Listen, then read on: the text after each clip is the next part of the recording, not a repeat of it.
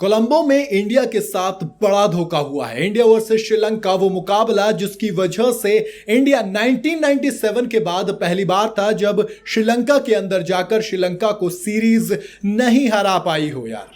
अब इतना बड़ा जब कोई गेम होता है तो लोग सवाल करते हैं कि भैया अगर बेईमानी हुई है तो कौन जिम्मेदार है। मैच रेफरी जिम्मेदार हैं जिन्होंने अपने सामने ये चीज होने दी। थर्ड एम्पायर फोर्थ एम्पायर जिम्मेदार हैं जिन्होंने इस चीज पर ध्यान नहीं दिया। आखिर कौन जिम्मेदार है?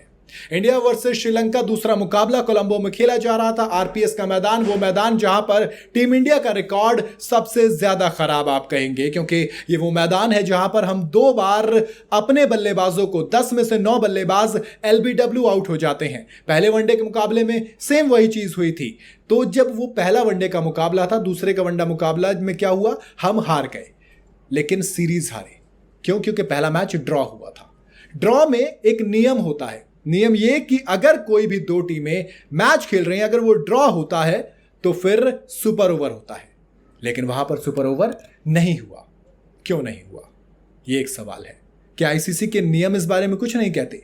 बिल्कुल कहते हैं। आईसीसी के रूल बुक के 16.3.1 नियम के मुताबिक अगर 2 टीमें बराबर स्कोर करती हैं, यानी कि 230 और 230 दोनों टीमों ने बनाए थे, तो वहां पर यह नियम वैलिडेट हो गया।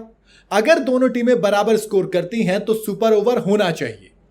कब तक होना चाहिए? जब तक कि कोई एक पक्का विनर निकल के ना आ जाए। हमने देखा T20 सीरीज के आखिरी मुकाबला जो ड्रॉ हुआ था दोनों टीमों के बीच, सुपर ओवर हमने एक ही बॉल पर जीत लिया था और सुपर ओवर में हमारा रिकॉर्ड बहुत शानदार है। आप याद कीजिए न्यूजीलैंड वाला सुपर ओवर, जब पहले जसप्रीत बुमराह ने सुपर ओवर डाला तो वो सुपर ओवर टाई हो गया। उसके बाद मोहम्मद शामी ने अगला सुपर ओवर डाला तो वो सुपर ओवर इंडिया जीती। फिर एक अगले मैच में फिर सुपर ओवर हुआ तो रोहित शर्मा ने 2 छक्के लगाकर जिताया था वो सुपर ओवर। तो ऐसे में अगर सुपर ओवर में जाते तो 90% चांसेस थे कि इंडिया ये मैच जीत जाती, और अगर इंडिया पहला मैच जीतती तो सीरीज 1-1 से बराबर होती।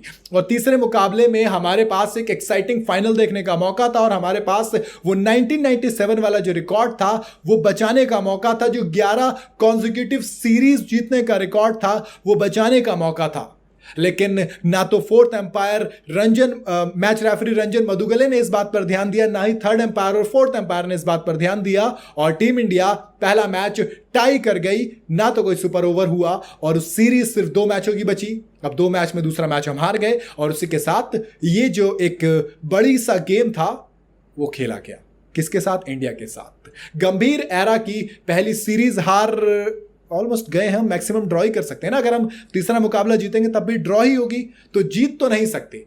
शुरुआत जो सूर्य कुमार यादव और गौतम गंभीर की हुई T20 सीरीज में वो हमने शानदार तरीके से जीती, लेकिन जो ओडीआई सीरीज है रोहित शर्मा और गौतम गंभीर के एरा की, उसमें अब नौबत ये आ गई कि हम ड्रॉ करने के लिए खेलेंगे ताकि इज्जत बच जाए कम से कम। वरना ये वो टीम है जो चैंपियंस ट्रॉफी के लिए दावेदार है जीतने का। अगर श्रीलंका के साथ एक बायलैटरल सीरीज हम हार जाएंगे तो फिर बहुत ज्यादा किरकिरी होगी, बहुत ज्यादा बेइज्जती होगी। लेकिन अब दिलचस्प ये होगा देखना कि आईसीसी ये जो नियम नहीं फॉलो किया गया इस पर क्या जवाब देती है। आपके हिसाब से क्या लगता है, क्यों सुपर ओवर नहीं कराया गया पहले मैच के अंदर? बताइएगा जरूर कमेंट के अंदर। वीडियो अगर आपको पसंद आई हो तो इसे लाइक और शेयर जरूर करें। जाता तो चैनल को फॉलो और सब्सक्राइब जरूर करते जाइएगा।